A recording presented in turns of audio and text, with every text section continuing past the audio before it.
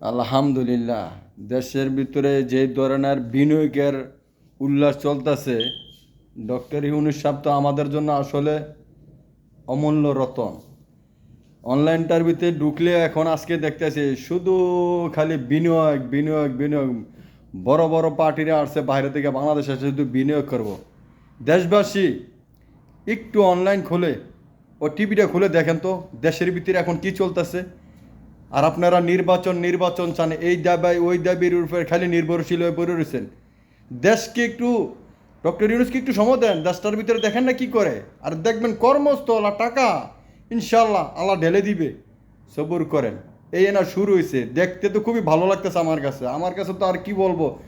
যা আমি তো মনে করতে যে মানে স্বর্ণের হরিণ মনে আমরা পেয়ে গেলাম। তো ইনশাল্লাহ গেছি ও পাবো ইনশাল্লাহ। আল্লাহ কবুল করব। এই বাংলাদেশের মাটির ভিতরে সোনার হরিণ ঠিকই আছে, কিন্তু আমরা মূল্যায়ন করতে পারি নাই। আমাদের মনে হয় এই 53 বছর পরে আমরা মনে একটা সোনার হরিণ পেয়েছি। এই সোনার হরিণটাকে যদি আমরা মূল্যায়ন করি, ইনশাল্লাহ আমরা সোনায় পাবো এই দেশের ভিতরে। তো সবাই সাপোর্ট করে যান, দেশকে সাপোর্ট করে যান, দেশের মানুষকে সাপোর্ট করেন, বিশেষ করে ডক্টর ইউনূসকে সাপোর্ট করে যান। তাইলে আমরা সোনার হরিণ ইনশাল্লাহ পাবো। সবাইকে জানাই ধন্যবাদ, ভালোবাসার হাত বাড়িয়ে দেন।